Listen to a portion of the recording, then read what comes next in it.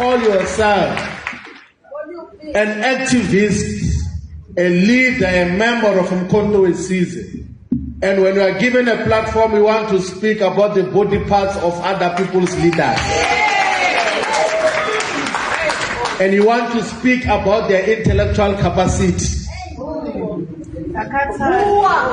what will Umkhonto WeSizwe gain if we were to, every time we speak, we say, no, these ones are stupid, this one is a dumb cop, and then later on we want to unify these people behind one agenda. And you're talking about adults with children, characterizing them with all sorts of names, and later on you say, no, as black progressive forces who must unite, and these are the people that you must talk to. So Umkhonto WeSizwe is founded on the principle of respect, and what is good about this principle is that it also finds expression in the code of conduct as well, that it will be a disciplinary issue to disrespect any person, even a general member of the public. You are not allowed. That is what defines the organization. The other principle is the organic form of representation, that all activists, all leaders of Umkhonto WeSizwe must be organic, must be guided by familiarity, must by knowledge of what is happening in their communities. So you can't be in the legislature or in parliament and then you go to say in your speech that, no, according to the Daily Sun or according to Statistics South Africa, there is no water in Mhlaba-Lingana and Jozini and Mtubatu. When you speak, you must be making a proper relatable story that I was in Mtubatuba yesterday, I was in Tabisa yesterday, I was in this area and I know the people do not have water. You should speak with authority on things that you know, not things that you have read in social media. That is the organic nature and character that we should build of Umkhonto WeSizwe. The other principle and value is the principle of meritocracy and knowledgeability, that as leaders we should be knowledgeable. We should understand what we stand for. We should know the areas where we come from, so that we are able to provide proper solutions. Comrades, we are going to be doing a lot of induction and constant discussions about the politics of Umkhonto WeSizwe. So we had started the program in Limpopo and Mpumalanga, and then the president says, no, you can't continue with those programs because I want to be part of these provincial programs as well. Because some people might think that you are just speaking yourselves and representing yourselves.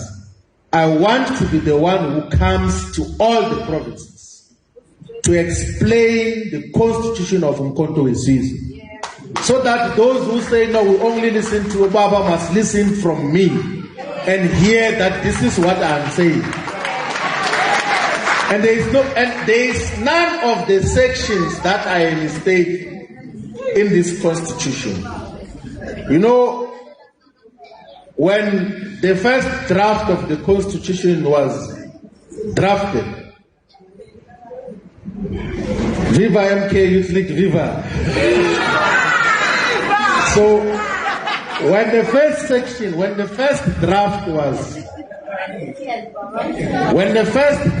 was presented, the proposal on the MK Youth League was 14 to 35, similar to Wagogo. And the president says, tell me what defines youth. Do you want a 14-year-old and a 35-year-old to belong in one organization, which is a preparatory school?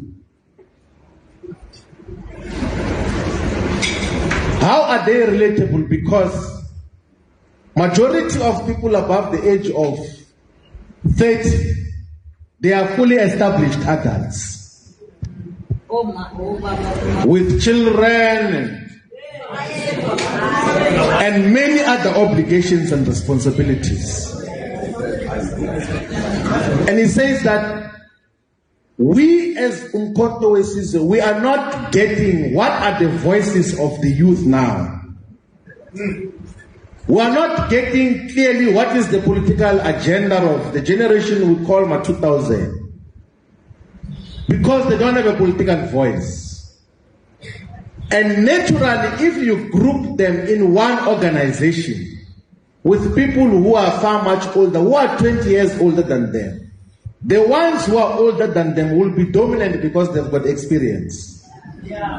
Let's create a youth organization which will express the interests and aspirations of young people in a true form. That is the guidance that we got to receive. When President Zuma was 20 years old, he was a fully fledged freedom fighter. He was sent to Robben Island at the age of 20. Before he was 35, he was in the National Executive Committee of the ANC in exile. And then he says that perhaps we made a mistake as those of us who came from exile, because when we came back, we said that youth is up until the age of 35. And then you have got adults who are above 30 towards 35 behaving like they are young people when they are not young people. When they are supposed to take full responsibility of the struggles of our people. Go and check what was the age of Thomas Sankara when he led Burkina Faso. Go and check at what age did Steve Biko die. Go and check all the revolutionary activists. So there is absolutely, we had a different view because we believed that it is supposed to be in Umkhonto WeSizwe like it is in other organizations.